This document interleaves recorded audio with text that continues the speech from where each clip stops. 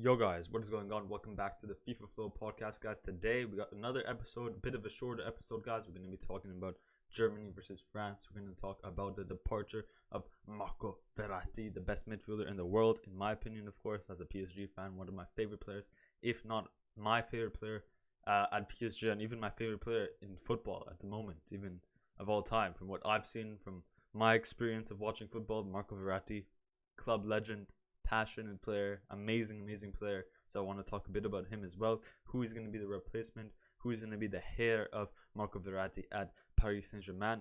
And then, of course, like usual, we're going to end it off today with a bit of a different version of our football knowledge. We're going to have football Wordle. We're going to have a pack 11. You'll see what that's about. And then, of course, like usual, footy Tic Tac Toe. So 3 new game modes to test our football ball knowledge, of course. But yeah, let's get right into it, of course, guys.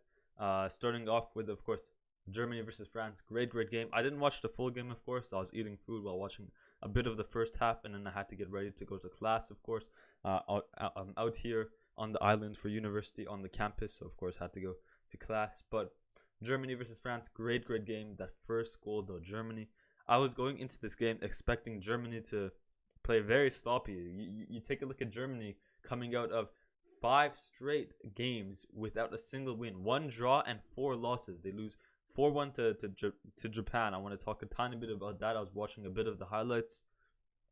They lose 2-0 to Colombia, 1-0 to Poland, 3-3 draw to Ukraine, and then a 3-2 draw to Belgium. So I mean, what do you expect, man? What do you expect from Germany against France, especially going to the World Cup final? You expect, France are easily going to beat Germany after Germany comes out of 5 games unwinnable, like the 4 draws or 1 draw and 4 losses in the last 5 games against France, a team who went to the World Cup final, who has extraordinary exceptional football, the way they play and stuff, amazing players. This team went to the World Cup. That's what I'm trying to say. They're so good. They went to the World Cup against a Germany team who couldn't win any games in their last 5 games. 4 losses, 1 draw in the last 5 games. You easily expect France to dominate this game. But no, honestly, watching that first half, watching the first 20-30 minutes, I was watching Germany dominating the game. Of course, we take a look, 6 against 12, I guess in the second half. But in the first half, while I was watching amazing football by Germany, even when I was watching the Japan versus Germany highlights, 4-0 for Japan or 4-1 for Japan, Germany wasn't playing bad. I think the problem Germany had is a bit aggressive defending. They were a bit aggressive in terms of pushing people over, as well as kind of maybe a bit lost as well, because Japan had a lot of players in attack, so they had a lot of players in the box. Very good attack for Japan, finding each other in the box for Japan. Very good. But same for Germany. Germany, they had a good game in sense of where the movement of the players in the attacking third, but they can easily get the ball in the attacking third. The passing game they played, finding Leroy Sané going down into the, like, making a run in behind easily. They can do that very easy. Thomas Muller as a number 9, Florian Wirtz going playing a 1-2 with Thomas Muller and going around Serge Gnabry, making the runs in behind. They can easily do that. They just couldn't finish in the final third. So in the sense of an attacking gameplay Germany had, like in the sense of the football, in an attacking sense, Germany had good football against Japan. With they had good passes, good possession with the ball, of course, and of course they just couldn't finish in the final third, and then as well as a bit aggressive in the defending. So you could say a bit sloppy, a bit of a sloppy game against Japan. I mean, fair play to Japan as well. They're an extraordinary team. We saw they were the underdogs in the World Cup, and they showed extraordinary skill with Mitoma. They have this bald striker guy who's insane. Minamino, who's currently playing for AS Monaco, I believe, in the Ligue 1, who's one of the top 3 nominees for Ligue 1 Player of the Month of August. So shout out to him. He's doing good as well. Japan, man, amazing team. So fair play to them. You can't just say, Germany had a bad game and Japan got lucky. Japan are actually doing good. So as I said, Germany coming from 4 losses and 1 draw in the past 5 games. You expect them to lose against a team who went to the World Cup final, and they went to penalties as well in the World Cup final. You expect them to win, easily dominate, but No, man. Germany played really, really good football. Possession wise, the way they held the ball, they were able to give a lot of options, passing options, kept on switching the play. Finally, getting into the attacking third, Hendricks into the box, into Thomas Muller, and then Muller, of course, extraordinary number 10 type player, in the middle of the top of the box type area, like a number 10, or like a number 9, you could say. You never know, because Thomas Muller, kind of made his own. He kind of has his own role. Is he number 9? Is he number 10? He's whatever he wants to be. So Thomas Muller, any position, man. In the box, in the attacking third, of course, a brilliant player, very underrated player, as well as Marco Verratti. We're going to talk about him in a moment. But yeah, in the box, controls it well, and then into the back of the net. And then, yeah, even with the Leroy Sané goal, as I said, man, Germany, the extraordinary football in terms of defending. They're good. Against Japan, they were sloppy, but over here in this France game, they were really good at defending. Marc-Andre ter Stegen had some really good saves. Rudiger, Henrichs, Emre Can, and Gundogan dominating that midfield in the passing, switching up the play. Oh, if Sané can't get through, he passes back to Can, to Gundo, and then switches up from the right, from the left, finding until they find that gap into the defense. But yeah, and then Leroy Sané, as I said, Germany are really good into getting into the attacking third. The only problem they had against Japan was finishing in that attacking third. Over here, Leroy Sané got in behind the fast pace, behind Theo Hernandez and William Saliba. Fast pace, gets in behind, and then kind of like a chip type over Mike Maignan. So amazing by Germany. You could say, oh, some people might have said, oh, France were close, but I mean, you take a look at France here. I didn't see the second half, so I'm not really sure of what other chances France had that they could have scored. So you could say, oh, France had a bad game, they couldn't score their chances. 6 shots on target, so not the best. And only 1 goal, which came from a last-minute penalty as well. Foul on Camavinga by Leroy Sané as well. So, as I said, I didn't watch the second half, so don't want to talk too much on that. But I just wanted to talk about the first half. Talk about how bad Germany were in the last 5 games, and then come out and show extraordinary football. I wanted to kind of talk on that because that's the trend nowadays, saying, oh, Germany's bad. I kind of wanted to come on here, show that, oh, Germany coming from 5 losses against a France team who went to the World Cup. Surely France get beaten, and no, it wasn't like that. One quick thing before we move on is, apparently in the last 4 games, France played without Mbappe. So maybe it was like in the last 8, let's say in the last 8 games, 4 of them Mbappe didn't play. Whatever it is, in the last 4 games without Mbappe, France have lost all their games without Mbappe.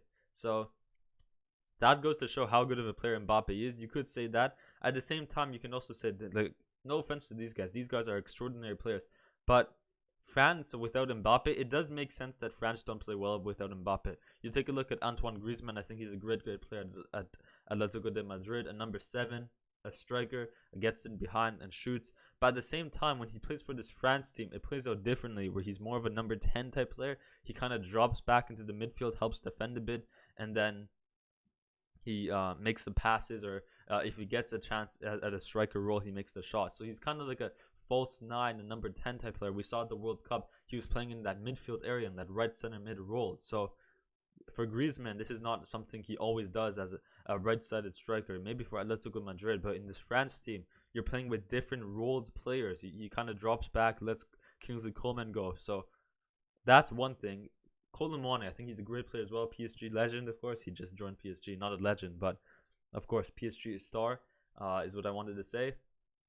And legend, I'll still add that. But with Colomwani, it works out a bit differently. He's good in the attack. He has good shooting abilities, but not like Mbappe. He doesn't have the ability to the movement on and off the ball, the technical ability. He doesn't have the ability to make a fast run in behind. So with Mbappe, he's a complete player on the ball, even off the ball. He's making he's moving the defenders to move differently. Because I even like off the ball, not just like in terms of how Mbappe moves, how the opponent's team also moves. Mbappe is, of course, a world star, number 1 player in the world at the moment. So, like, if for instance, Randall Colomwani, he's only gonna have 1 man marked on him. If it's Mbappe, if it's a stronger opponent, if it's a stronger player like Kylian Mbappe, Germany, for instance, are gonna have 2 players marking him instead. That allows more open space for his teammates to play football, of course. So you can also take that into account, where it's Mbappe's presence there. It does affects the other team. They have two men on him, which leaves open space instead of one man, and then the other man marking the other space. But at the same time, you can also say Mbappe is such a different player than these guys. He's more of a complete player that even off the ball, the way he moves, he kind of drops back, the defender follows him, and then because of his lethal pace, he quickly opens up the space. Mbappe is running back this way. He makes the defender come up here, pushes the defender higher up, all the space open with the lethal pace, gets in behind. And then at the same time, as I said, the runs that even if the defender doesn't push up with him, and he has to get in behind, his technical ability, better than Colomani, better than Griezmann, allows him to get in behind and get a goal. So overall, no offense to Colomani, no offense to Griezmann, I think they're still great players, but they don't have that. They play differently without Mbappe, because Mbappe doesn't have the presence to de-shape the backline of the opponent's team.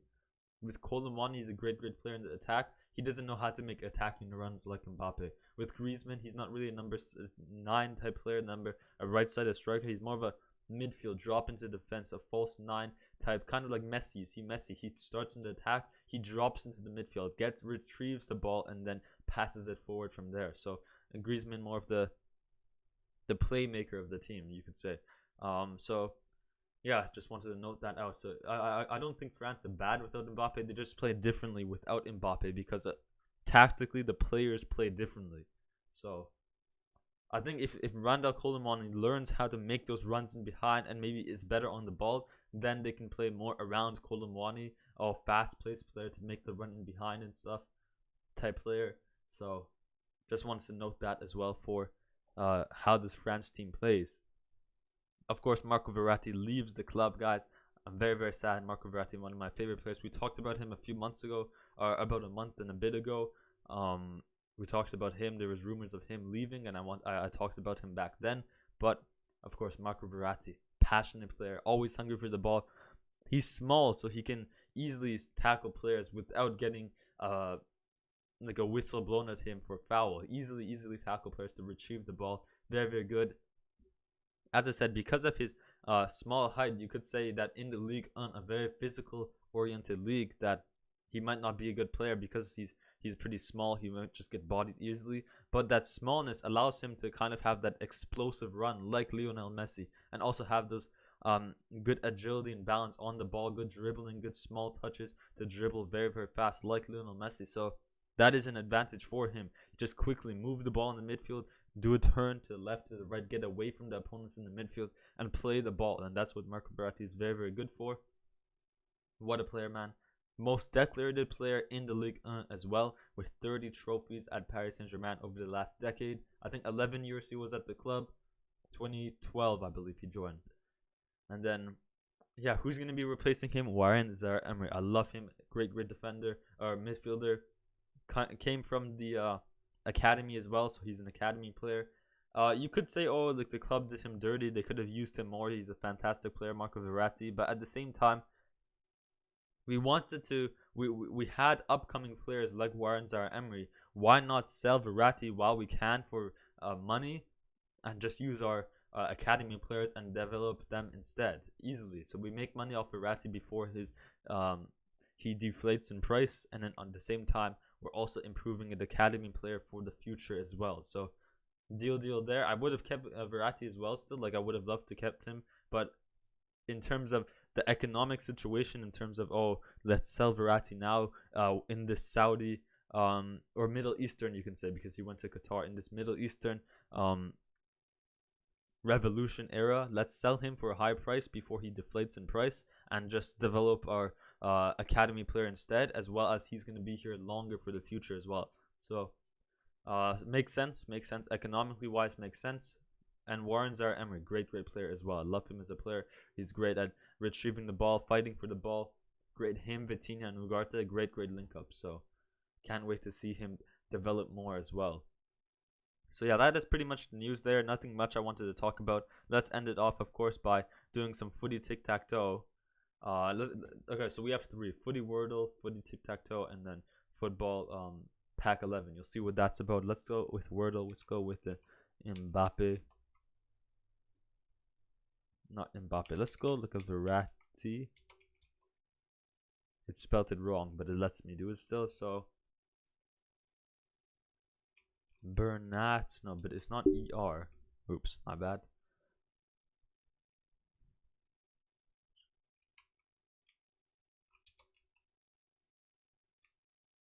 Romero. Let's try Romero. There's a B as well, so I'm thinking it starts with a B.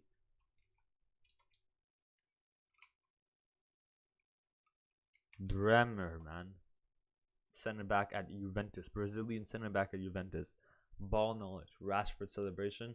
Ball knowledge, guys. This is what you call ball knowledge. Okay, so what this is, let's do normal just because it's our first time. So what it is there's two players. You have to guess what stat is higher than the other player, and then it's up to 11. You have 2 lives. If you get it wrong the first time, you get a yellow card, and then if you get it wrong the second time, you get a red card. So a bit different. They're both defenders. I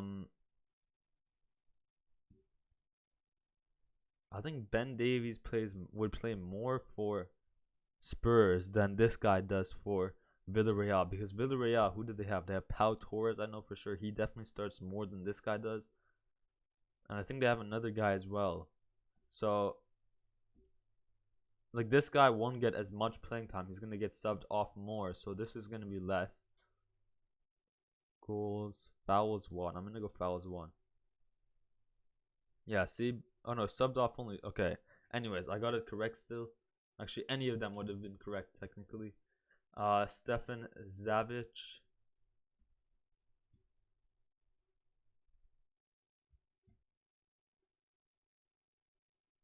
What the heck is disposed, man? Let's just go ahead and try that. Dispossessed, bro. Dispossessed. Okay, here's Atletico de Madrid center back duo. Jose Jimenez, who I think retired as well. Legend for Atletico de Madrid. Probably. No, I would say that Jimenez is more of a starter than Savage is, so you'd be subbed off less.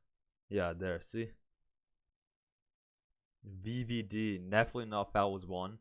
Definitely not this possess. It's probably goals. Oh no. Bro, it has to be fouls 1. Damn, VVD, man. It's just this season. It might be this season. Maybe that's why. Crosses, dispossess, fouls 1, ease, and actually goals, man. This guy is not. Lisandro Martinez is not scoring anything. Goals, crosses, fouls 1. I think anything. Oh no. Shoot, we have a yellow card. How many more do we have? Few more. Surely more fouls 1 here. Oh, close one.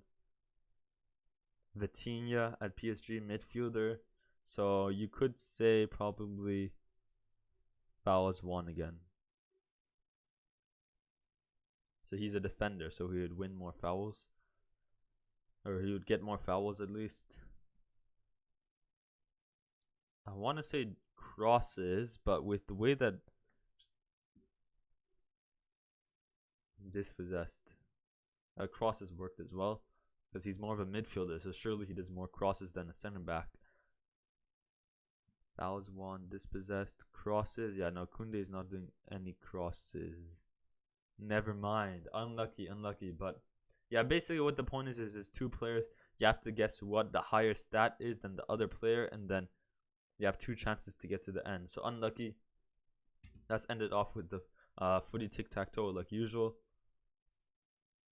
Juve Champions League. Let's go with Cristiano Ronaldo, of course. Yeah, he works for Madrid Champions League, but we'll switch that up. Juventus, Netherlands, Van der Sar. Juventus and Inter Milan. Pirlo. Bayern Champions League. Of course, we're going to go with Robin. Oh, Lee works everywhere. Bayern. I will just go Gravenberch as well. Bayern, Inter, we're gonna go with Paris, Ivan Perisic. Madrid, Champions League, we're gonna go with Benzema. Like I know it's already filled it in, but like I wanted to do one that hasn't been auto filled because I did another slot instead. You know what I mean? Madrid, Dutch, we can go Robin again. He's already. Oh no, wait, no. Then who else is there from Madrid, Dutch? I guess he's really the only one. So yeah, I would have probably put him either way. And then Madrid, Inter Milan, Ronaldo. R9 Ronaldo. Easy, man. Elite ball knowledge. That's going to end off the podcast today. If you guys enjoyed it, hit that like button, hit that subscribe button, and hit that bell. 150th episode today, guys. So another milestone. Let's see if we can get up to, I don't know, 60 or 70 subscribers by the end of the year, of course. It's currently the middle of September. 75. Let's say the milestone. 75. So, yeah, thank you so much for the support. Let me know if you guys like these kind of shorter videos. Since I moved to the dorm, I've kind of done more of a shorter videos. I don't want to be loud in the area, of course. But yeah, let me know if you guys like these kind of shorter videos instead of the 1 hour videos. At the same time, when there's a lot of news, it's better to do longer episodes. And when I go on rants as well, the videos are longer. But let me know what you guys think down below. Overall, yeah, 150th episode. We're reaching a milestone for the podcast amount of episodes. And as I said, 75 subscribers by the end of the year. Let's see if we can do that. Thank you so much for the support. For now, stay happy, stay positive, stay flow, and I'll see you later. Peace. Have a good one. Oh, wrong button, guys. But peace.